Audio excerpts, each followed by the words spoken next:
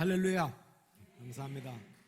기도하겠습니다. 하나님 아버지, 저희들을 사랑하사 이 좋은 날 주시고 또 이 저녁 시간 수요일 예배 시간에 저희들을 주님의 이름으로 불러 모아 주시고 하나님 경배하게 해주시고 말씀 나누게 해주시고 또 이렇게 선교 보고와 또 헌신 예배 드릴 수 있도록 은혜 주시니 감사합니다. 이 시간 저희들 모두에게 은혜 베풀어 주시옵소서. 하늘문을 활짝 열어 주시옵소서. 예수님 이름으로 간절히 기도합나이다. 아멘. 오늘 헌신 예배, 우리 권사의 헌신 예배, 너무 제가 강사로 이렇게 서게 돼서 영광스럽습니다. 권사님들 너무 멋있었고 찬양 부를 때 아름다운 찬양 마음에 들었습니다. 제 마음에 들었습니다. 요즘 권사님들은 젊으신 것 같아요. 저희 어머니도 권사님이었는데 그때 늙으셨던 것 같은데 요즘 권사님들은 젊으신 것 같아요. 감사하고 우리 목사님 말씀하신 대로 권사님들이 교회 기둥 같고 이렇게 중요한 역할을 담당하시는 거죠. 남자들은 껍데기 같가지고 껍데기가 이상 말이죠. 껍데기 같단 말이 좀 그러네. 이렇게 저렇게 내용이 어떤 데 보면은 남자분들은 여자분들이 모든 걸 딱 쥐고 있어야 돼, 그렇죠? 그래 교회도 잘 되고. 우리 권사님들이 특별히 제가 이제 말씀드리고 싶은 것은 선교지에도 여러분들 선교사 파송하는 걸로 끝나는 게 아니라 여러분들이 딱 붙잡고 계셔야 돼. 이렇게 기도로 딱 선교지를 붙잡고 있어야 되는 거예요. 기도로 영적으로. 그래야 선교사도 열심히 하고 마음대로 안 하고 선교지도 살아 움직이게 되고 그리고 이제 제대로 선교를 할 수 있는 겁니다. 파송만 한다고 끝나는 게 아니에요. 그죠? 그 역할을 권사님들이 많이 해주셔야 돼요.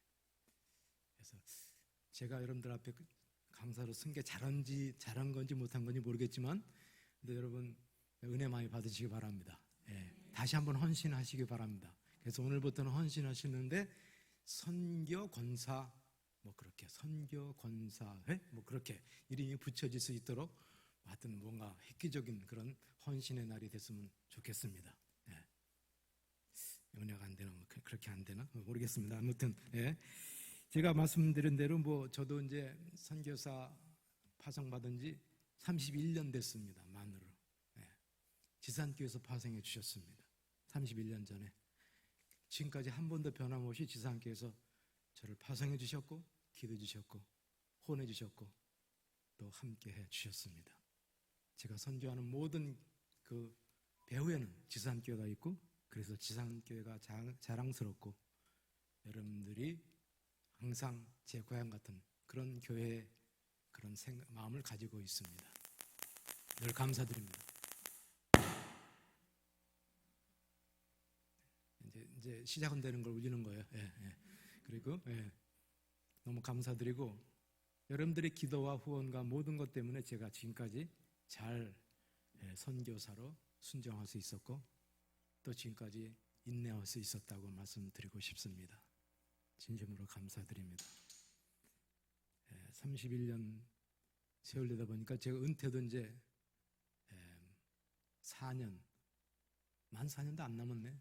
3년 한 7, 8개월 정도 3년 반 조금 더 되게 남았습니다. 때가 되면 은퇴가 하게 되겠죠.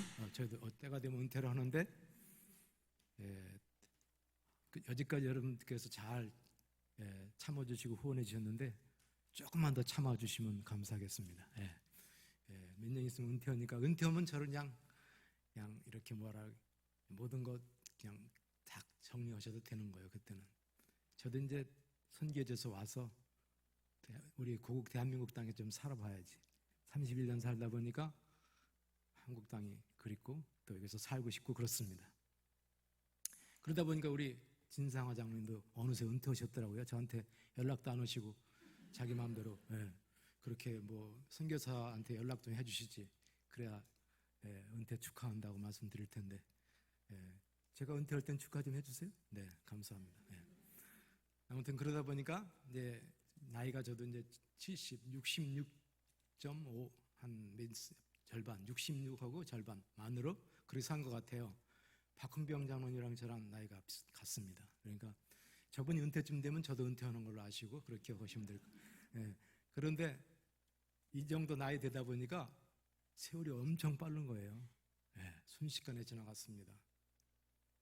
예. 30년이 뭐 순식간에 가고, 제가 제 아내랑 결혼한 지 40년 됐고, 예. 그리고 옛날에는 100년이 어마어마하게 길다고 생각했어요. 100년이.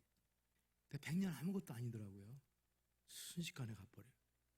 옛날에는 500년, 2조 500년 역사, 엄청난 긴 역사로 뭐 막 역사에 뭐 쓰고 굉장하다 그러는데 500년 아무것도 아니에요, 보니까. 신라 1000년? 뭐 순식간에. 성경이 말씀대로 천년이 하루 같고 하루가 천년 같다고 그랬잖아요. 여러분들 좀 살아보시니까 그렇죠, 권사님들? 세월 금방 가죠? 그렇더라고요. 제가 100년 아무것도 아니로구나. 우리가 사도신경을 할 때 그런 구절이 있죠. 저리로서 산 자와 죽은 자를 심판하러 오시리라. 그런 구절이 있어요. 산 자와 죽은 자를 우리 주님이 심판하러 오는 걸 믿으시기 바랍니다. 죽은 자도 심판하고 산 자도 심판하러 오셔요. 근데 그 산 자라고 할 때 그 영어로 말하면 the quick 이렇게 써 있습니다. the quick. 그 죽은 자는 the dead 이렇게 돼 있는데 the quick이 산 자예요. 예. 더 퀵하죠, 퀵. 빠르게, 예? 신속하게 퀵 서비스 하잖아요. 거기 이제 형용사인데 거기다 더자 붙여가지고 명사된 그 명사가 뭐냐면 산 사람이에요, 산 사람. 그래서 사도행전 우리가 날마다 외울 때 영어적으로 외우면 그게 산 사람을 더 퀵이라고 하는데, 그러니까 신앙 고백적으로 우리 인생이 뭐냐? 퀵, 그냥 순식간에 간다는 겁니다. 그렇게 하나님께 고백하면서 우리가 하나님 앞에 날마다 바로 서고 고백하면서 사는 거를 사도신경을 통해서 우리가 고백하는 거예요. 예배 때마다. 인생이 빨리 되는 거예요. 그렇죠? 순식간에 이슬같이 바람같이. 세월이 살같이 빠르게 지나 쾌락이 끝이 나고, 여러분들 쾌락이 끝이 나가죠? 여러분들 권사님들 그렇죠? 쾌락 뭐 끝이 나, 쾌락이. 그리고 사망의 구름이 너와 내 앞에 들리오 뭐라 그러죠? 그렇죠. 들리오 뭐라 그러죠? 가리오네. 들리오. 사망의 구름이 우리 앞에 들려 가리고 있어요. 예? 그게 인생이라는 거, 그게. 그러니까 우리 예수님께서 인생이 짧은 거 아시고 오라 내게 오라 우리가 찬송하는 거 아니겠어요? 제가 이렇게 금방 벌써 선교사 현재 30년 지났고 이렇게 은퇴 바라보는 마지막 안식년이에요. 제가 이제 6번의 안식년을 마지막 보내면 이제 은퇴하는 거예요. 예, 5년에 한 번씩이니까. 그렇죠? 5, 6, 30, 31년째. 딱 31년. 내가 오늘 헌신 예배 드리는데 이 정도 해가서 은혜가 될지 모르겠는데, 하여튼 이것도 하고요. 여러분들 졸릴까봐 사진도 보여드릴 거예요. 제가 사진 찍어 왔어요. 아프리카에서. 그것도 보면서 느낌이 좋으실 것 같아서 재미있게 하고 끝낼 테니까 걱정하지 마세요. 예. 예. 제가 남아공에 이름이 존이라는 목사예요. 존. 네덜란드 사람이에요. 제가 채플린이기 때문에 이 아프리카에서 제일 큰 항구가 거기 있어요. 이 더번에. 거기에 제가 거기도 채플린, 한국에서 온 유일한 선교사 채플린 돼가지고 거기 백인 선교사, 뭐 흑인은 거의 없습니다. 그다음 인도 목사, 백인 목사들 한 10명 정도 같이 펠로십 하면서 사역하고 있는데, 그중에 존이라는 목사님이 있습니다. 존 컨스트라는 화란에서 온 목사님인데, 이분이 화란에 자기 교회 가가지고 설교를 했대요. 그랬더니 성도들이 무지개 좋아하더래요. 자기 설교에 은혜 받고. 그 청년 모임에 또 설교를 했대요. 청년들은 뭐 난리치고 뭐 자기 교회에 오라고 그러더래요. 알고 봤더니 다른 이유는 없고 이분 설교는 딱 5분 하는 거, 5분. 그러니까 성도들이 그렇게 좋아하더라는 거예요. 네. 그래서 한국 교회들이 요즘에 짧은 설교를 그렇게 좋아해요. 네. 이게 문제인 거예요, 문제. 은혜 떨어지면 설교가 짧은 걸 좋아하는 거예요, 자꾸. 옛날 우리 부흥 은혜 받고 많이 받을 때는 부흥회도 월, 화, 수, 목, 금, 토요일 아침까지 했는데, 지금은 부흥회도 며칠 안 오죠. 어떤 주일날로 뭐 대치하고 뭐 그래. 은혜가 좀 많아가지고 예배 시간도 길고, 오늘 헌신 예배, 이런 날 헌신 예배 드릴 때 예배를 기본적으로 2시간은 드려야지. 헌신 예배는. 아니면 3시간. 안 그렇습니까? 아멘? 그래야 헌신 예배지. 뭐 발가 1시간 잠깐 드리고 하면 그게 예배라고 말할 수 없지 않습니까? 왜? 연속곡 보실 일이 있으세요, 가서? 아니죠. 그러니까 기왕 예배드리러 왔으니까 길거나 짧거나 은혜 받으셔야 될 줄 믿습니다. 은혜 받으세요. 예, 흑인교회 가가지고 제가 설교를 하는데 주일날 어떤 교회 이제 개척 예배드릴 때 한동안 교인들이 한 30명 모였어요. 그때 예배당도 짓기도 전이야. 막 개척해가지고 흑별등 벽돌 안에서 막 예배드리고 있는데 팔레스틴 교회라고 막 예배드리고 춤추고 흑인들이 그렇게 예배드려요. 막 춤추고 막 그러고 그 설교 시간 때 설교를 했습니다. 그 이제 전도사죠. 전도사 그때 훈련시킨 전도사가 막 또 리바이벌 막 우리 목사님이 이런 설교했다고 하더니 찬송 막 춤추고 막 하더니 제가 여기 앉아 있으니까 목사님 설교 한 번 더 해주시죠. 저한테 그러는 거예요.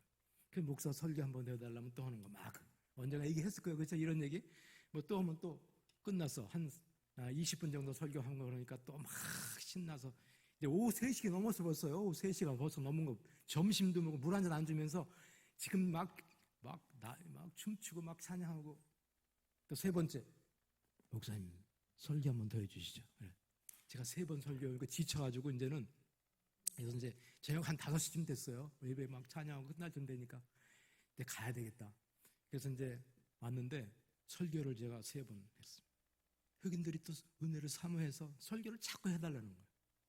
네. 그런 재미로 선교는 해요. 그런 재미로. 그런 때 오면은 힘이 나가지고 저도 이제 막 사모하니까 네. 제가 3번 했는데 물론 그 후로 그 교회는 해가지고 이제 교회를 지었고 또 이제 성도들이 더 많이 모였는데 그 전도사는 하늘나라 갔습니다. 흑인들이 또 빨리 죽어요. 네. 그래서 전도도 빨리 해야 돼요. 흑인들이 빨리 죽어서. 그래서 제가 교회를 가면요. 어떤 한 교회에 많이 모이는 게 한 400~500명 모이는 교회도 있잖아요. 내가 나이 많은 축이 몇 명, 남반 몇 번에 안 속해요. 여기는 저보다 많은 분 계시죠? 응? 그래도 꽤. 예.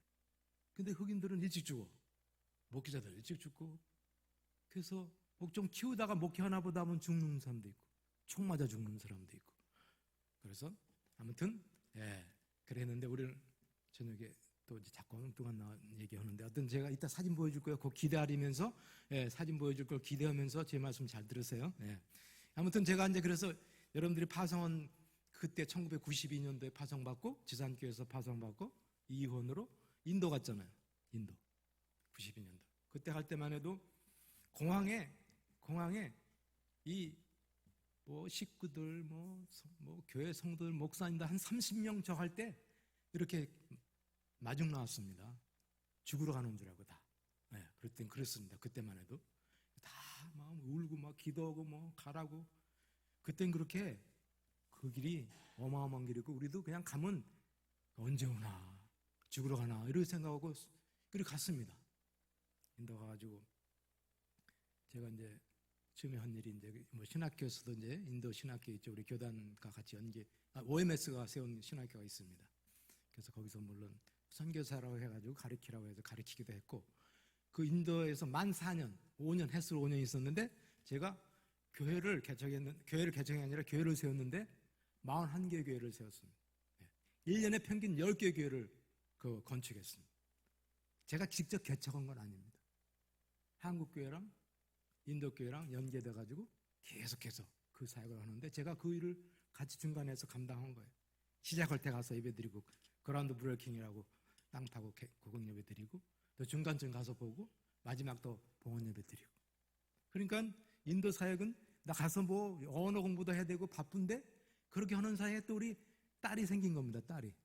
딸이 생겨가지고 이제 95년도에 딸을 낳았는데 인도 병원이 뭐 아시다시피 더럽고 인도 가보신 분 계신가요? 뭐 아주 뭐라고 말할 수 없이 더럽잖아요. 지금 같으면 누가 거기서 애를 낳겠어요? 다 비행기 타고 오지. 지금 사람들은 그런 데서 애 안 낳습니다. 다 한국에서. 근데 우리는 뭐 거기서 당연히 낳은 걸로 생각하고 딸을 낳았는데 그때 서울신대에서 단기팀 한 10~명이 왔어요. 그래서 그 애들 오는 거 기다려 준비하느라 보니까 제 아내가 힘들었는지 양수가 터졌어요. 미리. 그래가지고 9개월 만에 애가 나오려고 그러는 거예요. 그래서 한 산부인과 갔는데 이제 가자마자 그 여자 산부인과 의사가 막 이제 이렇게 해가지고 새벽에 딸을 낳았습니다. 딸을 낳았는데 애가 2.7로 조그맣게 난 거예요. 크다 말고 나와가지고 기는 붙어 나오고 와, 이거 큰일 났다. 애를 낳자마자 병원에서 뭐 주냐면은 미역국 주는 게 아니라 커피 줘요, 커피. 예. 여러분들 애 낳고 커피 잡숴 보셨어요? 미역국은 안 나고 커피 줘. 그리고 좀 이따 또 샤워하고 있으라 그러고. 잠깐 입원했는데 하루인가 입원했는데 애를 낳고 간호원들이 줄 서 있어. 그러면 뭐 하나 부르기만 하면 막 그냥 막 와가지고 뭐 부족한 게 없냐? 너무나 막 이 사람들이 많고 우리 신기하니까 막 우리를 구경하려고 간호원들이 줄 서 있는 겁니다. 하루 만에 이제 거기서 나와가지고 이제 애가 됐는데 지금 그 딸이 만으로 28살. 아직 뭐 대학원 공부하고 있지만은 그런 세월이 많이 지났습니다.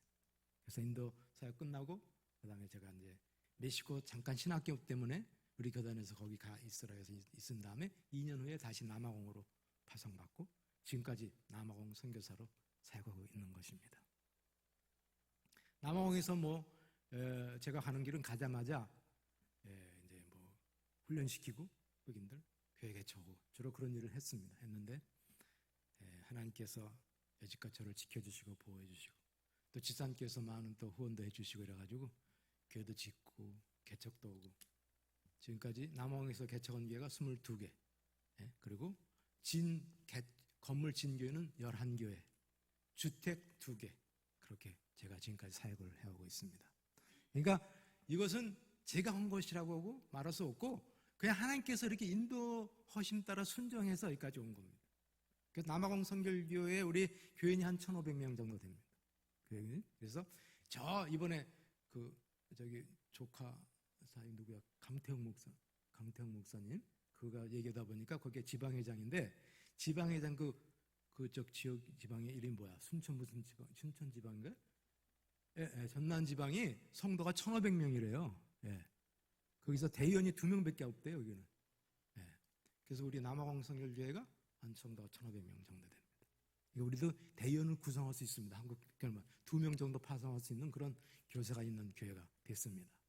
지난번에 왔었죠. 우리 5년 전에, 우리 6년 전에 우리 목회자들 3명 왔잖아요. 그 사람들 중심으로 교회가 잘 되고 있는데 아시다시피 3년 전에 코로나 갔잖아요.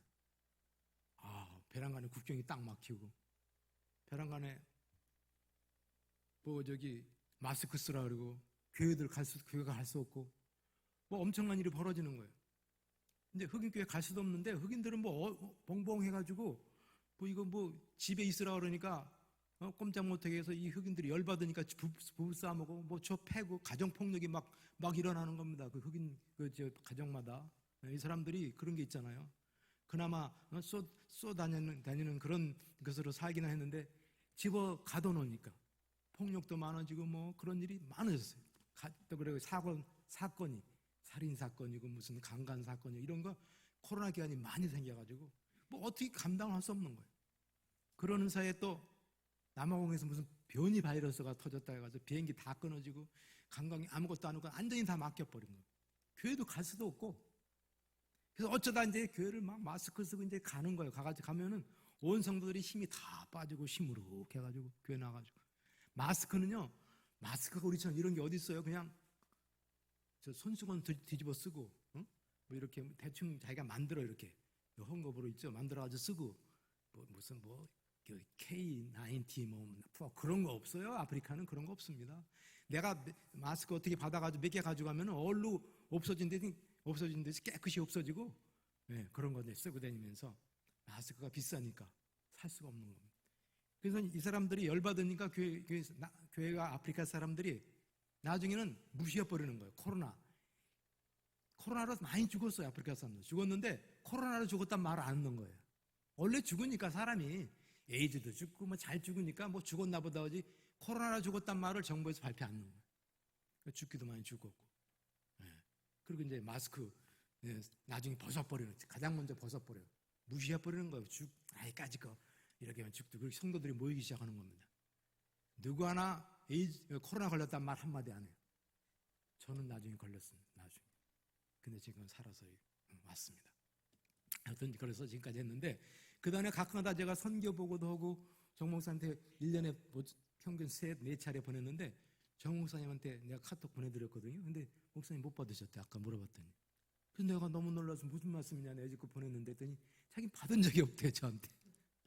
아니 그게 어떻게 된 거냐. 제가 선교보고란 안에서 하도 답장은 없긴 없으셔가지고 읽긴 읽으셔요. 그게 답장이 없는 거예요. 그래서 못마땅해서 그러시나 왜 그러시나. 그리고 이제 보고가 시원찮아서는 안 들어 그런 생각인데 정 목사님 말씀하시기를 저는 받아본 적이 없대요. 근데 어떻게 참으셨습니까? 그때 무소식이셨어요. 이분이 너무 착하셔가지고 선교사가 보고 안 해도 그냥 참고 너긋하게 기도만 해주신 거예요. 지산교회가 참 좋은 교회예요. 네. 다른 교회 같으면 벌써 후원 끊고 난리 났을 것 같은데 야 이제껏 여러분들은 기도로 영안이 여셔가지고 다 보셨겠죠, 그렇죠? 아프리카 교회 있는 거 알고 5년 전에 그때 보여드렸으니까 6년 전에 그거 믿고 잘했겠지 하고 물론 제가 그렇게 이제 여러분들 저를 믿었겠지만은 우리 목사님이 그거를 이제 안 받으셨대. 알고 봤더니 그 정지학이라는 그런 다른 목사님이 있으시다는 거예요. 그 어떻게 다 그렇게 연결됐는지 그분은 보기만 했지 나한테 1절 답장 안 오는데 저는 열심히 읽으시는구나 하고 보내는 연락이 없는 거예요. 근데 이제 오늘 그 오해를 풀게 돼서 너무 감사하고 우리는 그런 사이가 아닙니다. 그리고 잘 왔다 갔다 하고 보고도 잘 오는데 아무튼 여러분들 그동안에 기도 많이 해주시고 지금까지 함께 해주셔서 감사하고 하나님이 이렇게 선교는 함께 해야 되는 겁니다. 선교사 혼자 하는 것이 아니에요. 몸된 교회를 통해서 파송받습니다. 선교사는 누구도 파송할 수 없는 거예요. 오직 몸된 교회만이 파송할 수 있는 겁니다. 왜? 몸된 교회가 성령의 능력 안에 있는 교회이기 때문에 이 교회를 통해서 하나님께서 그리스도의 몸된 교회를 세우시고 성령의 능력 가운데 하나님께서 이 교회를 부흥시켜 주시사 마지막으로 온 세계 선교사를 파송하는 그런 위대한 일을 우리 가운데 하고 계시는 줄 믿으시기 바랍니다. 그래서 우리는 선교 공동체예요. 마지막 종말론적 선교 공동체 그렇게 우리를 부르는 겁니다. 그래서 우리는 죽을 때까지 선교해야 되고 예수님께서 마지막 그 오시는 그날까지 우리는 선교를 해야 되는 줄 믿으시기 바랍니다. 이게 오늘 이제 여기까지 서론이에요. 서론. 본론 언제 하나 큰일 났네.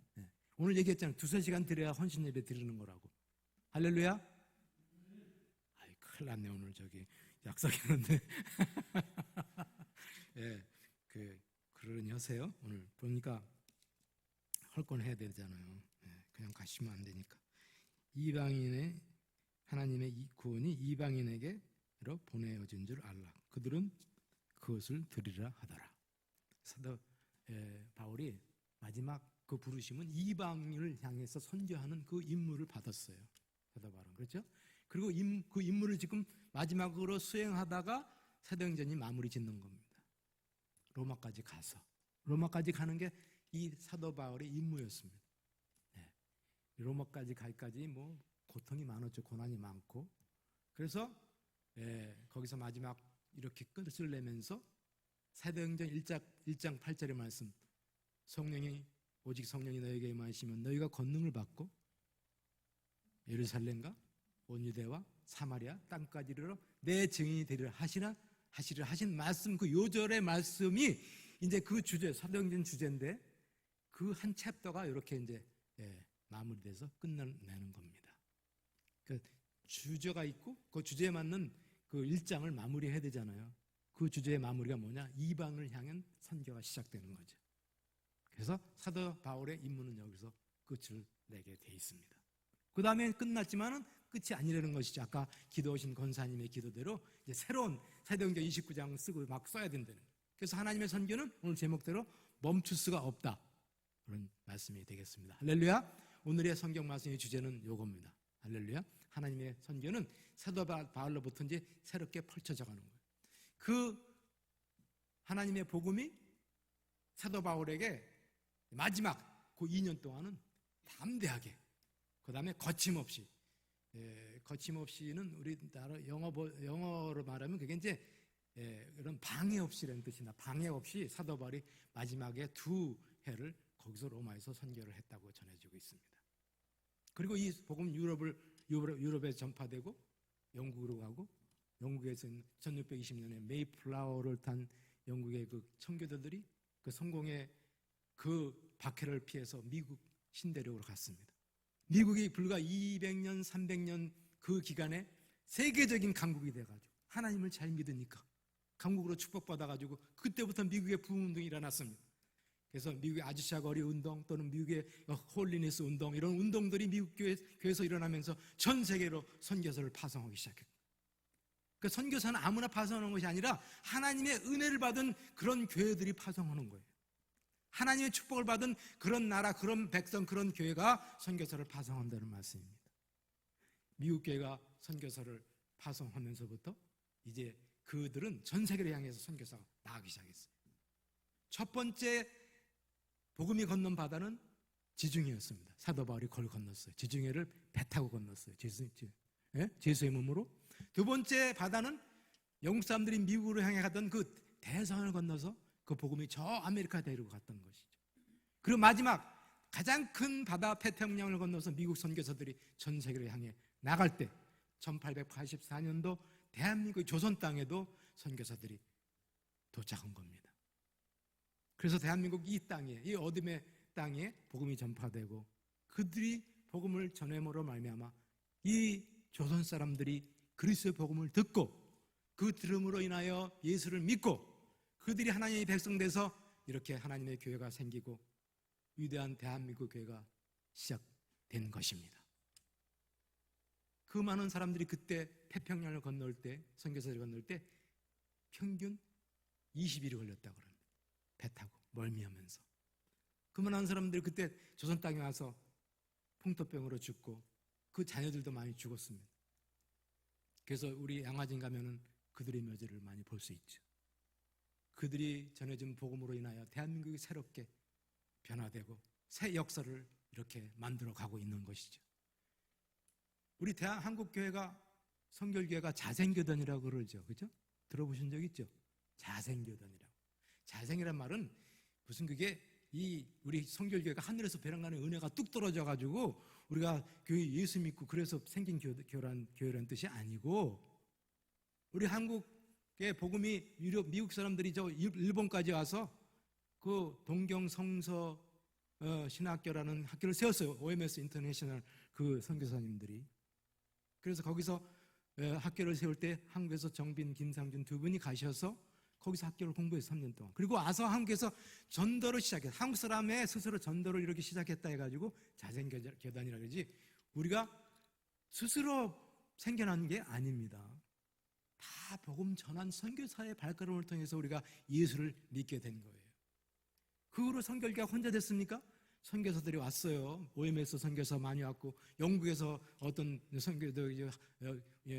목사님도 와서 신학교에서 가르쳤고, 그래서 코오퍼레이션, 함께 협력해서 이 대한민국 선교회가 이렇게 성장한 거지 저절로 그렇게 큰 것이 아니에요. 다 선교사의 헌신과 발걸음이 있었습니다. 그들이 믿는 복음을 우리가 들었기 때문에 그 복음의 위치를 우리가 받아서 그 복음의 능력으로 우리가 새로운 역사를 써가고 있다는 거예요. 그런데 한국교회가 부흥해서 하나님 축복하는데 부흥하사 100년도 안 돼가지고 선교사를 우리는 다시 파송하기 시작한 거예요. 100년도 안 돼서. 그래서 지금 한국에는요 3만 명이 넘는 선교사를 전 세계에 지금 파송했습니다. 놀라운 일입니다. 그리고 하나님의 놀라운 은혜입니다. 전 세계 200개국의 나라가 있는데 선교사를 파송한 나라는 몇 개 되지 않습니다. 특별히 이렇게 많은 인구수에 비해서 많은 선교사 파송한 나라는 전 세계에서 대한민국이 유일한 거예요. 이것이 아무나 되는 거라고 생각하지 마세요. 이 놀라운 축복과 놀라운 이 사명은 하나님께서 특별하신 주신 은혜를 말미암아, 한국교회에 베풀어 주신 은혜를 말미암아 우리가 에게 주신 귀한 사명이고 순종해 나가는 귀한 선교인 것이죠. 놀라운 일입니다. 하나님의 축복이에요. 이것을 우리가 감당해야 되는 거죠. 아유, 선교사 많이 파송하면 돈 많이 드는데 이렇게 말하면 안 되죠. 은혜 받은 사람이. 그렇죠? 그건 우리가 할 말이 아닌 거예요. 하나님께서 허실만 하니까 베풀어 주시고 우리가 은혜 받고 능력이 있으니까 복음 증거 사명 가지고 밖으로 나가는 거지. 그 일을 지금 대한민국 선교사가 전 세계 나가서 하고 있어요. 일본 사람들이 그 일을 하겠어요? 일본 사람들 선교사 없어. 1억 2천 3천만 되는 인구 중에 선교사 몇 명 없습니다. 일본 사람들. 왜? 하나님의 은혜를 그렇게 베풀어 주시지 않으니까. 중국 사람들 13억 인구한테 은혜 베풀어 주고 금방 하면 세계가 금방 변화될 것 같은데 하나님이 중국 사람한테 그렇게 안 하시고 대한민국 사람에게 은혜 주셔가지고 이 위대한 선교 사명을 지금 이 시대에 감당하게 하시는 줄 믿으시기 바랍니다. 왜 그럴까요? 우리나라 사람이 잘나서? 그럴 것 같지도 않아요. 그죠? 나도 모르겠어요. 그게 하나님의 은혜지. 그러다 보니까 한국이 너무너무 잘 살게 됐어요. 경제적으로 부흥돼가지고 아프리카에 30년 애국 살다가 한국 가다 들어오면은 한국 올 때마다 그냥 이 번영을 이루고 진짜 경이로운 대한민국이에요. 한마디로 말하면 세상 말로 빛과 번쩍해. 여러분들 모르죠? 여러분들 지금 빛과 번쩍한지 모르죠? 얼마 여러분들 빛과 번쩍한지 몰라. 마스크 하나 쓴 거 봐. 이렇게 마스크 쓰고 아프리카 당정 가보세요. 그냥 사람들이 쳐다보지. 저런 마스크가 어디서 생겨났지? 여러분들은 와, 옷 하나 뭐 하나 발이부터 머리끝까지 그냥 빛과 번쩍한 그런 번영의 효과를 지금 누리고 있습니다. 이번에 세계 선교사대 우리 안양에서 우리 대한민국 10년 이상 된 선교사들만 339명이 모였습니다. 교단 초월해 가지고 거기에 이제 우리 기독교 청년합회 회장인 이용훈 목사님 순복음교회 그분이 한 설교를 했어요. 그분이 그래요. 대한민국이 너무 잘 산대요 지금. 왜 이렇게 잘 사는지 자기도 모르겠대요. 자기도. 와, 잘 살 만한 그런 배경도 없는데 잘 산다는 거. 부페 하나에 16만 5천 원짜리가 있더래요. 서울 어디에. 거기 가봤는데 사람들이 북적북적 그 비싼 미국 가도 자기가 다니는데 16만 100불 이상 되는 부페가 없대요. 부페가. 일본 가도 그렇고 일본 사람들은 그렇게 엄청나게 먹을지도 모르고 한국은 16만 5천 원짜리 부페가 뭐 사람이 그걸 뭐 얼마나 부자인지 저도 한번 그걸 언제 먹어볼 수 있을지 모르겠네요. 그 어떤 음식인데 비싼가? 나 10,000원짜리 먹어도 벌벌 떠는데 이거. 그리고 18,000원짜리인가 뭐 커피를 마신대요. 어디 가서 눈 하나 깜짝하지 않고. 와, 저도 몰라요. 어마어마해가지고 저는요 가슴이 덜컹해가지고 그러는데 와 지나가다 와 뭐야 저 어마어마하다 굉장하다. 전 그 소리밖에 안 나와요. 시골 서산에 가봤어요. 꽃동산이요, 꽃동산. 제가 이번에 엊그저께 주일날 그 서산 인지교에서 이제 선교 보고 그 저기 구경을 하러 갔는데 시골이 아니고 이런 번영이 어디서 왔습니까? 저는 하나님이 대한민국을 은혜 베풀어 주셔서 미국도 옛날에 그런 것처럼 선교사를 파송하니까 하나님께 축복을 주신다고 저는 분명하게 믿습니다. 이유가 없어요. 이유가 없어. 앞으로 우리가 위대한 선교 사역을 우리가 계속해야 되는 거죠. 멈출 수가 없는 거예요. 이거는 우리가 받은 위대한 선교 사명이기 때문에 잠시도 우리가 게을리해서는 안 되는 거고. 그래서 마지막 시대에 이제 이 하나님께서 이제 대한민국 사람을 쓰시는데 지금은 세계 선교를 어떻게 하시냐 하나님께서 옛날에 배 타고 막 하고 하셨잖아요. 대한민국의 선교사 시작하니까 비행기를 띄우시는 거예요. 전 세계에. 와, 여러분들 저 여기 올 때 배 타고 오지 않았어요? 비행기 타고 왔어요. 네. 그럼 비행기 타보셨죠? 지금은 비행기 타서 선교하는 시대가 열어주신 거예요. 전 세계 어느 나라든지 다 비행장이 있어요. 지금은 장벽을 막 넘어가지고 비행기 타고 내려가지고 선교할 수 있도록. 세상이 이제 바쁘잖아요. 말세가 와가지고 빨리 하나님께서 복음으로 이제 이렇게 역사와서 이제 주님 예수께서 오셔야 되는데 이제 빠르게 전파돼야 되니까 하나님께 비행기를 쓰시는 거예요. 대한민국 사람이 빨리빨리 잘하잖아요. 그죠? 딱 맞아. 급해가지고. 이 비행기는 말이죠. 그리고 가장 안전하대요. 자동차보다 더 안전해요. 여러분 자동차 탈 때 기도 안 오지만 비행기 탈 땐 기도 오시죠? 떨어질까봐. 아우 주여. 조금 움직이면 어우 주여 어쩌거나. 근데 사실은 비행기가 제일 안전하대요. 자동차는 더 사고 많이 나고. 자동차 탈 땐 기도 안 해. 자동차 탈 때. 근데 비행기 탈 땐 기도 많이 하는 것도 하나님의 축복인 것 같고. 여러분들 비행기 탈 때마다 느끼세요. 저건 마지막 시대 하나님께서 쓰시는 비행기 선교 도구로구나. 감사하시기 바랍니다. 근데 여러분들도 이제 비행기 타고 이제 선교 오시는 거예요. 권사님들 여러분들 남은 평생 뭐 오실 겁니까? 시간은 많고, 늙어는 가고, 마지막에 한번 선교지 방문하시고, 이제 은혜 나눠야지. 여러분들은 이미 준비됐어요. 준비됐어요. 뭐 죽는 걸 기다릴 수는 없잖아요. 제가 수술 받아 보니까 죽었다 깨어났잖아요. 제가 얘기했잖아요. 2번, 3번 내 죽었다 살아났는데 그런 데는 죽음이 바로 내 옆에, 제 옆에 있더라고요. 가깝게. 내가 죽는 게 별거 아니로구나. 금방 가는구나. 내 옆에 천국이 있고 내 옆에 지옥이 있구나. 요즘에 내가 몸이 좀 건강해 수술받고 좀 회복이 되니까 죽음이 저만큼 있는 것 같아. 저만큼 있어가지고 죽음이 멀리 있는 것 같고 죽고 싶지 않아 별로. 그리고 이상하게 죽음이 무서운 거예요.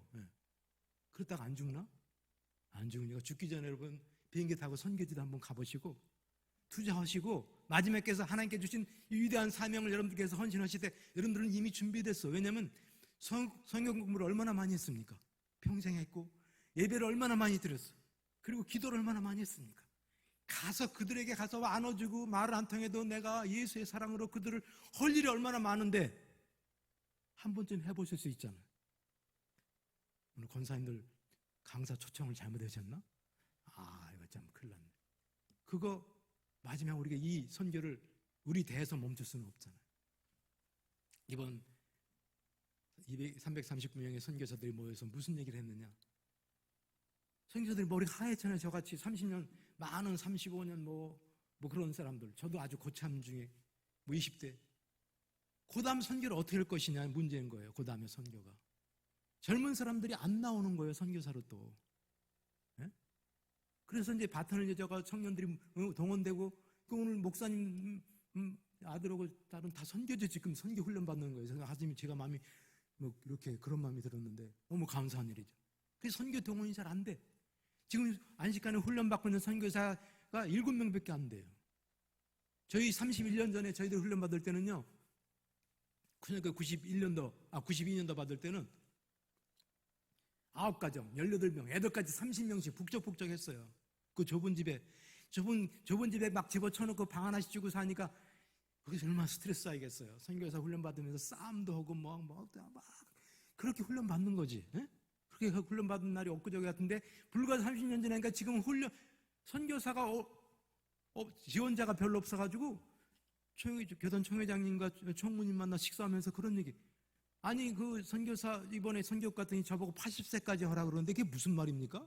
그러는 80세? 아니 지금 은퇴 78하고 신났다고 지금 열심히 이러는데 80세까지 하려면 제가 무슨 맛으로 지금 이렇게 합니까? 제가 그랬더니 총무 목사님이 그래. 그게 선교사님 이 지원자가 없어요. 선교사 큰일 났습니다. 40살까지인데 45살까지 연장이 시켜줬는데도 없다는 겁니다. 어떡할 거예요 그러면? 권사님들이 나서야지. 할렐루야. 여기서 멈출 수는 없잖아요. 우리 선교지 있는 교회도 어떡할 거예요 저기? 할렐루야. 이게 우리의 지금 닥친 사명이고. 그 선교사를 누가 파송해? 우리 교회에서 파송하지. 여러분들 파송해야지. 그럼 저 밖에 나가서 길 가는 사람 붙잡아 놓고 너 어디 낙내하냐? 서울대학 나와서 일로 와. 선교사 파송해야지. 그럴 수 없잖아요. 우리 성도 중에 청년 중에 선교사가 나와야지. 우리가 그들을 파송해야지. 그렇다고 부천시청에 가가지고 부천시장한테 우리 선교사 좀 파송해 주세요. 그렇게 할 수 없잖아요 우리가. 부천시장이 선교사 파송할 수 있는 권한도 없고 능력도 없는 거예요. 교회가 선교사 계속 파송하면 돈이 없을 텐데 돈 걱정 좀 하지 마세요. 하나님 지금까지 우리를 이렇게 잘 살게 해줬는데 왜 맨날 돈 걱정합니까? 교회 와서. 돈은 은행에 있지 돈이 교회가 있습니까? 교회는 능력으로, 성령의 능력으로 이 귀한 사명 감당하고 선교사를 파송하는 줄 믿으시기 바랍니다. 교회는 선교사를 파송하는 거예요. 그냥 하나님께서 성령으로 역사하사 파송하는 거지. 언제 여러분들 저 먹을 거 다 대줘서 파송했습니까? 김영환 선교사 주면서 50만 원 보내주셨는데 지금 좀 죄송합니다. 좀 줄여서 그런 거 말하지 않잖아요. 하나님께 다 해주시니까 파송하려는 거예요. 돈이 없어서 정하면은 돈 많은 권사님들이 나서서 하고 장로님 가셔야지. 어떻게 하겠어요? 하나님이 하는 거 해야지. 그게 우리 교회 사명인 줄 믿습니다. 마지막 세대에. 교회 여기가 왜 있어야 되겠어요? 하나님께 예배드리고 예배하고 하나님 몸된 교회에서 하나님께 교육하고 우리 자녀들 교육하고 그 다음에 코이노니아 펠로십 해야 되고 그 다음에 봉사 그리고 선교해야 되잖아요. 교회가 5개적인 기능에 있어서 골고루 다 있어야 제대로 된 교회지. 선교는 안 하고 길로 터지고 선교하려면 돈 걱정하고 그러면서 그냥 이리 빼고 저리 빼고 하면 그게 제대로 된 교회라고 말할 수 없는 겁니다. 그래서 마지막 시대 그럼 우리 선교 어떻게 할 거냐? 우리 한국 선교사들이 열심히 하긴 했는데 맨날 무슨 설교했는지 프로젝트 선교, 돈 선교 뭐 이런 거 많이 했어요.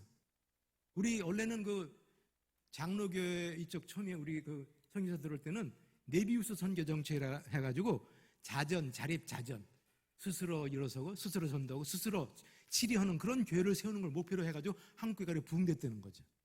그래서 한국교회 장로교회가 특별히 그 중에 하나의 부흥의 그 사례인데, 전 세계 장로교인들이 1,500만 명 정도 되는데 그 중에 800만 명이 한국 장로교인들입니다. 절반 이상이 한국 장로교인들. 그 장로교회가 한국에서 큰 소리 치잖아요. 그러나 외국에서는 그렇지 않습니다. 이게 왜? 그 네비우스 선교 정책으로 한국교회가 이렇게 자립해서 쓰고 결국은 세계 선교를 이렇게 선교 주역으로 교회가 우뚝 섰다는 겁니다. 우리 선교지도 그렇게 선교해야 되는데 선교사들이 주로 그냥 막 영어 배우기 힘들고 막 그러니까 그냥 그 몸으로 이렇게 하는 게 때보다 돈으로 많이 해가지고 선교 현지를 사는 거예요, 돈으로. 그런 문제점이 많이 현재 밝혀지는 겁니다. 그래가지고 어느 데 가면 돈, 선교사 떠나면 그 교회가 서 있지를 못해요. 맨날 돈 주고 이렇게 해가지고 세운 교회니까. 그런 문제를 이번에 많이 따지면서 우리가 앞으로 다음 세대 선교를 어떻게 할 것이냐, 이걸 우리 고민하자 해가지고 집중적으로 토의하고 그 네비우스 선교 정책의 전문 학자들 모아놓고 토론하고 그랬습니다. 저는 인도 선교할 때 그걸 알았어요. 5년 했지만은 인도 애들이 맨날 받기만 해. 맨날 다 할래, 나만 보면. 그게 인사야. 자기 집 초청하는 건 그거 하러 초청하는 거예요. 음식 초청해놓고 칼에 날 먹여놓고 헌원절에 마지막 목사님 우리 저 이거 후원 좀 해주시죠. 그게 인사예요. 아주 뭐 쫓아다니면서 그걸 얘기하는 거예요. 교회를 지면은 당연히 외국에서 교회를 지어주는 걸로 생각하고 자기네가 교회 질 생각을 안 해요. 근데 그거 보고 이렇게 하면 안 되겠다. 그래서 아프리카 온 다음에 내가 그걸 실천하는 거예요. 훈련시키고 교회 개척해서. 근데 교회 개척까지는 이제 같이 하고 그 다음에 이제 교회를 세워서 성도들 불러서 목회할 때 자기 집도 못 지니까 예배당은 내 지어줬습니다. 기초적으로. 그것도 크게 안 지어줬어요. 아주 그들의 걸맞게. 우리나라 말로는 1,000만 원. 처음에는 300만 원부터 해요. 300만 원. 아주 제가 제일 처음에 개척한 교회는 제 돈 해가지고 200만 원짜리 지어줬습니다. 교인들은 한 50명, 60명 되는 교회인데 200. 그 정도 지어주면 될 것 같아. 나중에 너희들이 큰 너희들이 지어라 이거예요. 내가 그렇게 말했어요. 그 다음에 500, 지산교회 진 교회 반바이 교회 500만 원. 그 다음에 나중에 뭐 1,000만 원, 2천. 물론 센터 교회는 좀 크게 져가지고 하나 져가지고 그건 8천만 원 들었습니다. 지산교회에서 4천만 원 그걸 해주셔가지고 나머지가 8천만 원. 그렇게 했는데 나머지 월급 안 줬습니다. 제가 월급 안 줘가지고 교인들이 목사들이 월급 안 주니까 이상하게 생각하는 거예요. 왜 안 주냐고 돈을. 교통비는 조금 주지만 월급 안 주니까 교인들이 먹고 살기 힘든 거 알아요. 제가 직업도 없고. 근데 교인들 헌금을 해요? 헌금 안 씁니다. 아프리카 사람들 돈 있어야 헌금하지. 그래서 저보고 월급 달라고 그래요. 나 월급 없어. 당신은 나 때문에 월급 받으면서 나보고 월급 안 주냐고요. 당신 한국에서 월급 받잖아. 나보고 따져요. 여기 왔던 그 중간쯤 되는 게 있죠. 땡땡한 목사 중구라고. 내가 돈 없는데 어떻게 내가 내 돈 주는 사장이냐 내가? 막 나도 그러죠. 나 사장으로 온 게 아니고 선교사로 왔는데 하나님께서 너에게 축복 주실 거 있어. 그러니까 기도해봐. 안 된다는 거야. 돈 달라고. 딴 사람들 주는데 나보고 안 준다고. 난 그런 거 그렇게 하나님께서 그렇게 나에게 은혜 주신 적 없다. 그냥 기도해봐. 기도다 주고. 그럼 내가 그랬어요. 그랬더니 기도다 주고 나보고 뭐라 그러고 그런 소리 했다고 막 싸우자 덤비고. 응? 하나님께 매달려서 기도하다 너네 아프리카에 주신 축복이 있다고 말이지. 내가 그거 내가 가르쳐 주러 왔다고. 성경이 다 약속한 거라고 내가 계속 강조했는데 그 목사가 얼마나 특별히 그 한 목사가 괴롭혔는지 어느 한순간에 이제 나도 괴롭죠. 그 보기도 싫은데 안 볼 수도 없고 나가래도 안 나가요. 또 지가 나간다 그래서 나가라 했더니 안 나가. 또 다른 데서 누구 만나면 잘해준다. 얼른 가라 그랬죠. 거기 괜찮다고 했더니 안 가. 나만 괴롭히고 그랬는데 내가 걔도 훈련시켜줘서 신학교 졸업시켜줘. 교회도 결혼시켜주는 거 특별한 또 그러게 자격증이 있어요. 그 돈 들여 교육 공부시켜줘. 교회 개척해줘. 같이 개척해줘. 사택 지어줘. 아니 뭘 더 바라느냐. 너 하나님께 축복 이만큼 줬으면 됐지. 뭘 더 축복해주냐. 그래도 월급 안 준다고. 그랬더니 이게 하도 그러니까 뭐 틈나는 대로 컴퓨터 갖다 줘. 세탁기 갖다 줘. 그 겁나니까 나도 그런 소리 들으면 겁나잖아요. 괴롭고 월급 안 주는 걸 그것 때문에. 그런데도 월급 안 준다고. 근데 이제 어느 때는 그 머리 아프다 그러더라고. 머리. 어느 순간에. 저는요 머리 아프다가 죽은 사람, 뱀 막 기어다니다가 막 그러다가 기도했는데 일주일 만에 죽은 사람도 많이 봤고, 그냥 젊은 여자, 젊은 남자 죽는 거예요. 그렇게. 왜냐 에이즈 때문에 그렇대요. 그게. 그 뭐 40살 먹은 목사도 죽지. 배가 땡땡 붙더니 그 나중에 배가 이제 병원에 갔더니 배를 푹 찔러서 물 쭉 빼. 그런 이제 진통제 줘. 병원에서. 남아공 병원은 그래요. 진통제 줘. 그 집에 오니까 뭔가 갔더니 벌써 다리가 붓고 있어요. 딱딱해지고 있어. 안수기도 하나님 앞에 살려달라고 교회는 지금 있는데 그게 3일 만에 죽었잖아. 그리고 죽어요. 그리고 죽는 사람 많이 봤거든요. 기도해도 하나님께서 안 들어주시더라고요. 그래서 그 목사 아프다 그러길래 기도해줬는데 하나님께서 안 들어주시니까 죽을 줄 알아서 저는요. 근데 그 다음에 또 아프다 그러면서 또 저한테 기도해달라고 기도해줬는데 안 죽어. 저는 기도를 하도 속삭여서 저는 그렇게 생각했어요. 아우, 그래 속삭이더니 하나님이 데려가시는구나. 그렇게 생각했거든요. 그리고 죽는 날을 기다리고 있는데 안 죽어요. 거긴 또 안 죽고. 그래서 제가 한 1년 돼도 안 죽고 그래가지고 나중엔 살아요. 그때 한국까지 왔잖아요. 와가지고 지금도 목회하고 있어요. 근데 함부로 그렇게 누구 죽기 기다리면 안 돼요. 예, 그 쉽게 죽는 거 아닙니다. 하나님께 뜻대로 죽는 거지. 옆에 사람 미운 사람이 있다고 죽는 거 기다리고 장례식 기다리고 그러지 마세요. 저처럼. 저는 그렇게 순해 보이지만 저도 그렇게 악한 데가 있더라고요. 회개했습니다. 그래서 했는데 무슨 얘기하다 그러게 했죠 제가? 예? 내가 뭐 얘기했어요? 깜빡했네. 정신을. 예? 몰라요. 하여튼 그랬어요. 그런데 이제 뭐 하려고 했는데 중요한 얘기 쓰는 것 같은데 몰라. 하여튼 여러분 그렇게 해서 교회가 뭐지? 큰일 났네. 네. 여기서 끝낼까요 그럼? 그래서 장로님 사진은 봐야죠. 장로님 그래도 죄송합니다. 장로님은 하나 들어. 예? 물질 맞아. 그래서 안 줬어. 그러던지 제가 죄송합니다. 그거지. 그 중요한 얘기인데. 근데 교회들이 제가 15년 되고 20년쯤 되니까 그들이 나를 이해하는 거예요. 그때서 교회가 부흥되고, 그래도 하나님이 은혜 주니까 교회가 부흥하는 겁니다. 그리고 교회가 부흥되는 교회는 20-20대 교회 중에서 한 3분의 1 교회는 부흥하는 거예요. 500명, 300명, 한 150명 이런 교회가 한 3분의 1쯤 돼요. 그리고 나머지 3분의 1 정도는 맨날 40명, 50명, 30명 되는 맨날 교회는 그 정도 맨날 있어. 그 나머지 3분의 1은 문 닫고 목사가 총 맞아 죽고 병 맞아 죽고 병 아파서 죽고, 그래서 엎치락뒤치락 하는 교회가 한 3분의 1 정도 되는 거예요. 그런 교회들이 지금 아프리카에 있는 겁니다. 그 코로나 때 이제 예외에 방문하다가 이제 마지막 제일 먼 데 있는 교회를 이제 사진 보겠죠. 방문하고 왔는데 여기까지 하고 이제 사진 보도록 하죠. 이제 또 다시 될 수 있으니까. 그건 중요한 건 뭐냐? 그런 선교의 방식으로 하면 안 되겠다는 거죠. 앞으로 한국교회 선교는 그냥 몸으로 때우고 사랑으로 내가 부딪히고 돈으로 쉽게 하려고 그러지 말고, 돈도 중요해요. 그러나 지혜롭게 써서 그들로 하여금 돈 의존하지 않게 하고, 한국 선교사 의존하지 않고 하나님만 의존하고 해야 되는데 자꾸만 자기 의존해가지고 돈 사랑 긁어 모으는 이런 선교가 우리 그동안에 많이 해왔다고 우리 선교사, 오래된 선교사들이 이번에 얘기하는 겁니다. 우리 그렇게 하지 말자. 근데 제가 이제 이번엔 제가 처음 참석해, 세계대회가 많이 있었는데 저는 처음 참석했어요. 주로 미국 같은 데 있으니까 언제 거기까지 참석하겠어요. 제가 참석 안 했습니다. 처음 참석하니까 제가 거기에 이렇게 주제 발표 그런 자리도 안 되니까 저는 가만히 있었는데, 만약에 저를 시켰으면 그런 거 발표했겠죠. 저는 이렇게 했다. 그러니까 그게 결코 실패가 아니더라. 저는 분명히 간증할 수 있습니다. 남아공 선결교회가 제가 개척한 교회들은 물론 어려운 교회는 있지만 분명히 서가는 교회, 하나님께서 역사하는 교회가 있다는 거예요. 그래서 거기까지 말씀드리고, 앞으로 이제 이런 선교 중심으로 제가 앞으로 계속 사역할 것이라는 말씀드리고, 저 돈 많이 안 주셔도 돼요. 저 갈 때 괜히 교회 막 해달라고 프로젝트 1억짜리 해달라 그러게 안 하셔도 돼요. 그런 거 할지 몰라요.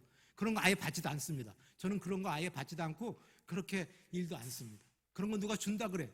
일찍이 난 거절한 적이 몇 번, 한두 번이 아닙니다. 누가 전화 와가지고 목사님 거기다 교회 하나 지시죠? 지금 기도도 안 해보고 필요도 없는데 왜 그렇게 말씀하십니까? 저 당장 필요 없습니다. 딴 데로 알아서 하세요. 그냥 끊었습니다. 예. 그리고 이제 기도도 꼭 필요한 사람이 연락해서 교회 진 거예요, 제가. 예. 근데 그게 다 잘했다고 말하는 건 아니지만은 저는 그 중심으로 하다 보니까 그렇게 되더라는 거예요. 그러나 우리 앞으로 한국 선교는 돈이 나쁘고 좋고를 떠나서 하나님의 인도하심 따라 순종해서 우리 사랑으로 또는 몸으로 우리 그 주신 말씀으로 사역해야 되는 것이지, 그 돈 가지고 강제로 그렇게 해서 중심 매개체로 예수님이 아니라 말씀이 아니라 좋은 매개체로 해가지고 선교는 더 이상 우리 한국교회 미래에 희망이 없다는, 하나님께서 문 닫으실 거예요. 그럼 더 이상 축복 안 하실지 몰라요. 한국. 거기까지 하고 사진 후딱딱 보고 끝내겠습니다. 9시는 끝날 것 같아요. 그렇죠? 걱정하지 마시고 여러분 약속하신 건 지킬 수 있을 것 같아요. 걱정하지 마세요. 감사합니다. 네. 한번 사진 좀 보여주세요. 네. 그냥 나오는 대로 순서도 없고, 그러니까 저거 지금 신학교입니다. 신학교인데 신학교 문 닫았어요. 코로나 때문에. 저 임마누엘 인터내셔널 바이블 칼리지라고 지금 남아공 마드프라스 쪽에 있는 건데, 제가 거기서 이제 주로 가르치는 거 조지신학 쪽, 그쪽 이론 신학 쪽을 가르치고 있는데, 처음 코로나로 열어가지고 제가 오기 전까지 1년 가르쳤습니다. 8명. 근데 금년엔 20명 됐다 그래요. 저기 기숙사도 있고 3년짜리인데 아주 기숙사 산속에 있어서 풀로 아주 그냥 제대로 훈련시키면 됩니다. 그래서 지금 주로 남아공, 그 다음에 모잠비크는 포르투갈 쓰는 사람들입니다. 그 다음에 스와질랜드, 세 나라 학생들이 주로 있고, 전에는 저기 아프리카 중부의 그런 나라에서 온 학생도 있고, 콩고 그런 학생도 여러 나라에서 또는 레소토 그런 나라 다 왔었는데, 코로나로 많이 이제 가고 했는데 지금은 그렇게 하고 훈련을 제대로 하고, 저 학교는 조금 수준이 있고 남아공 정부에서 인정하는 그 학위 과정을 하는 학생이 절반이고, 나머지는 같이 끼워서 우리나라만 학위 없는 과정 같이 공부하고 있습니다. 그 다음에 이제 처음에 저 때는 코로나 바로 전에 찍은 겁니다. 코로나 잘 때는 교회도 짓지도 못했고 학교에 강의실이 저기 옛날 건물로 돼 있었던 그런 데입니다. 그 다음에 지금 저렇게 이제 강의실이고, 지금 저기 강의 받는 겁니다. 그 다음에 요거는 교회입니다. 저 에스와티니 지금 스와질랜드에 제가 잠깐 저기 개척을 시작했다가 이거 코로나 오면서 이제 잠깐 저기 다 남겨주고, 근데 먹을 것이 없어서 싸가지고 가서 저들을 이렇게 나눠주는 그런 때입니다. 그 다음에 지금 그때 마스크 쓰고, 지금 옆에는 지금 저 자동차 고치는 집에다 예배드리고 있어요. 거기 사람들이 이거 먹을 거 준다니까 잔뜩 한 몇십 명 몰려온 거예요. 거기 패키지라고 쌀, 콩. 코로나 때 먹을 것이 없으니까 그 사람들이요. 아프리카 저 스와질랜드는 진짜 가난한 나라입니다. 왕국인데 여러분들 60년대 우리나라 60년대 생각하면 돼요. 그때 여러분들 태어나신 분 많이 계시죠? 그렇게 저도 배 걸어봐서 알잖아요. 먹을 것이 없고 그런 거. 그 다음에 지금 저렇게 또 다른 지역 여러 번 했는데, 그런 여기 배급 사역을 저거 후원 받아가지고 의사협회에서 후원해주고, 또 한인교회 거기 협력해서 가서 이제 가기 전에 설교하고 기도한 다음에 이제 명단 부르면은 명단대로 나눠주는 거예요. 막 주면 저거 감당이 안 돼요. 현지인들 다 그렇기 때문에 저렇게 나눠주는 거예요. 선물 보따리. 그 다음에 그 다음에 같은 그 사람들 지금 저렇게 하나씩 가져가는 거고, 그 현지 서 있는 저 가죽잠바 입은 사람이 전도사입니다. 전도사. 제가 신학교 훈련 가리킨 학생이에요.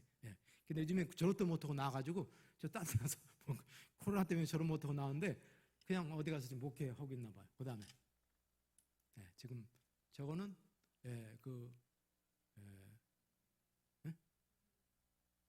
베를람 교회. 그렇군요. 베를람 교회가 한 20개 되다 보니까 사진만 봐가지고 다 찍지도 못했고, 베를람 교회 성도인데 저거가 코로나 때. 그래서 제가 한 것도 성도들이 모여서 예배드리고 성경책 나눠주고 그랬던 것 같아요. 그다음 베를람 교회. 이렇게 저 가운 얘기하려면 길으니까 못하고, 저 전통 종교 영향을 받아서 그래요. 약간 이방 이게 뭐랄까 우리나라만은 섞은 거, 기독교 사이비 기독교적인 그런 영향 때문에 그렇습니다. 저거 설교하면 길으니까 못하고, 그다음에 제가 이제 안수 받는 거 좋아해요. 안수하는 것이 저희가 또 하나의 사역이에요. 뭐 안수 하는 게 돈 들어요, 그렇죠? 안수 그렇게 기다리는데, 그다음에 저렇게 이제 같이 이제 설교하고 또 성경 읽고 성경 보급이 가장 큰 일이에요. 성경책도 없어요, 저 사람들은요. 읽지도 제대로 못하고 집에 가면 책 한 권 없어. 자집책 하나 없어. 잡지책 하나 없어요. 교회도 성경책 비춰놓으면은 어느 틈에 다 뭐 없어지고 나달나달해지고. 왜 그렇게 우리는 깨끗한데 그 사람들은 1년도 안 돼서 이렇게 성경책이 지저분해지고 완전히 걸레 조각 되는지 모르겠어요. 읽지도 않는 것 같은데. 난 그거 그러니까 땅이 흙땅이고. 여러분들 그 상상이 되세요? 우리 어렸을 때도 좀 그랬던 것 같아요. 지저분하고. 지들은 아무리 깨끗이 하라고 해도 안 돼. 그게 그 다음에 저거는 이제 저기 같은데 저기 마페트20 교회 그 우리 가족 성도들 아주 좀 시골의 교회인데 지금 가족이 주로 많고. 그 다음에 난 누군지 몰라. 저 어느 교회인지 모르겠어. 오쌍계교회. 오쌍계교회. 저건 저 독일에서 어떤 주원에서 온 거고. 그 다음에 교회 짓고 지금도 예배고. 성경 읽는 걸 내가 지금 읽어보라고 가르치는 거. 성경책 주고. 그래서 어린 학생들 공부하니까 읽습니다. 애들 시키는 거예요. 어른들은 잘 못 읽어요. 그렇습니다. 그 다음에 여전히 안수기도 하죠. 몰려오는 거 안수 받으러 머리 숙여대고. 여러분들은 오시면 안수까지 안 하셔도 되지만 안아주면 돼. 와서 아유 할렐루야 덕덕 안아주시고. 그 정도 쉽죠. 여러분들 오늘 선교사 안수 다 받고 가시면 좋겠네요. 그 다음에 저렇게 또 안수. 애들이 저렇게 기도하고. 그 다음에 저거는 이제 조지델 교회가, 저기에는 이제 지금 이거 조금 교회 짓기 전에 저렇게 아주 저런 아주 집이 삐뚤어지게 무너져가지고 다시 저기 어떤 동기 목사 한 사람 부탁해가지고 교회를 지었습니다. 1,500만 원 정도 저거 지었습니다. 그 다음에 저 교회 주면 저렇게 그 교회가 새로 져가지고 저 부평 신천교회 목사가 후원해서 그 교회에서 지원했습니다. 그 다음에 그 성도들 찬양하는. 그 다음에 저거는 이제 그 옆에 훈련받는 학생이었는데 그 조지델 교회 제가 이제 설교문 자기가 통역해보겠다고 지역 그 노인네들이 많으니까 통역하는 거. 그 다음에 그 같은 교회 저 가운데 있는 거 십자가 있는 게 목사예요. 경찰관 했었는데 이제 지금 풀타임 목사님 오고 있고. 뭐 목회 잘하고. 그 오른쪽에 있는 그 여자도 경찰인 뚱뚱한 여자 있죠? 동생입니다. 경찰 두 형제가 경찰에 남원 경찰 세요. 무기 들고 다니고. 그래서 저 교회 가면 아주 시골 교회인데 조금 예곽지에 가는데 경찰관이 있으니까 마음이 든든해. 괜히 뭐든 실제로 총 가지고 있고 총 차고 설교도 하고 그래요. 저 경찰관 저 목사가. 그 다음에 끝났어요? 최근 거 안 나왔어요? 그 정도 됐었어요? 아든 최근 거가 내가 생각할 때는 안 보내준 것 같은데 이 정도 하라고 하나님께서 성령의 역사하시는 것 같은데 여러분 제 간증 들으셔서 감사하고 선교 보고 할 수 있는 시간 주셔서 감사합니다. 할 얘기 많고 밤새도 제가 한이 없는데 뭐 더 이상 이제 이거 제가 정식 선교사로서 이것이 여러분들이 보고 올 수 있는 마지막 기회일 수도 있어요. 왜냐하면 마지막 안식년이니까. 그죠? 여러분들 오늘 마지막으로 생각하시고 마지막 헌신 예배라고 생각하시고 마음 단단히 잡수셔야 돼요. 저도 그런 마음으로 오늘 설교하고 있습니다. 오늘 인생이 또 몰라요. 하나님이 어떻게 될지 몰라요. 그러니까 오늘 헌신은 어떤 마음으로 헌신하느냐. 오늘 마지막 날이다. 하나님께서 내일 불러가실지 모르니까 하나님께 온전히 헌신하고 하루라도 진짜 내가 하루를 살도록 하나님께 온전히 하고 그 다음에 하나님께서 우리에게 허락하신 위대한 이 선교 비전을 우리가 위해서 이제 내가 저 기도해야 되겠고 더 열심히 해야 되겠다 하는 것을 여러분들 다시 한번 마음 깊이 헌신하는 시간 되시기 바라겠습니다. 헌신은 다 우리 몸, 마음 모든 걸 다 온전히 주님께만 드리는 거예요. 그렇죠? 그리고 헌신은 나는 이제 주님 것입니다. 주님밖에 없습니다. 나는 주님의 말씀만 듣겠습니다. 그리고 예수님 앞에서는 꼼짝을 못하는 거. 그 그것이 헌신인 거예요. 예수님이 말씀하시면 꼼짝 못하는 거예요. 아멘. 그렇게 무조건 순종하느냐? 그게 바로 헌신인 줄 믿습니다. 여러분들 이제부터는 그 예수님 말씀대로 그냥 모든 걸 다 맡기고 순종하시기 바랍니다. 저도 그렇게 할 거고요. 앞으로 그거밖에 없지 뭐. 그래서 여기까지 하고 기도하겠습니다. 하나님 아버지, 감사합니다. 오늘 부족한 종이 이렇게 선거보게 하면서 이렇게 귀한 이 지산교회 권서 헌신 예배에 은혜의 말씀 나누게 하시니 감사합니다. 저들에게 이 마지막 때에 은혜 주셔서 이 몸된 교회 섬기며 몸된 교회 세우고 또 귀한 복음의 귀한 사명을 가지고 이 땅에 사는 동안 복음 증거자의 사명, 또 예수 그리스도의 증인이 되는 사명, 그리고 선교의 사명으로 살 수 있도록 은혜 주시니 감사합니다. 하나님께서 우리에게 허락하신 이대한 이 사명에 우리가 순종케 해주시고 열매 맺게 해주시고 끝까지 저희들 그 길을 달려갈 수 있도록 저들에게 은혜 주시고, 또한 또 기도함나니 선교지를 위한 우리 향한 우리의 마음이 더 그 비전이 열정이 넘쳐서 우리 선교지를 향한 비전으로 기도하게 해주시고, 선교지가 우리 기도 속에 있게 해주시고, 선교지가 우리의 비전 속에 있게 해주시고, 그래서 더 많이 기도하고 더 많이 헌신하고 더 많이 우리가 선교사를 파송하고 더 많이 이 귀한 일에 우리가 충성 다할 수 있도록 하나님 은혜 주시고 역사해 주시옵소서. 남아공 있는 우리 남아공 세운 교회들마다 하나님께서 신방해 주시고, 하나님께서 교회들 이 코로나 어려운 기간을 잘 해치게 하셨사오니 목회자들 하나님께 돌봐주시고 세워주셔서 다시 한번 교회가 부흥되게 해주시고 말씀으로 다시 한번 그들이 서게 해주시고, 그래서 아프리카를 책임지는 교회 될 수 있도록 하나님께서 은혜 주시고 축복해 주시옵소서. 우리 주 예수 이름으로 간절히 기도합니다. 아멘.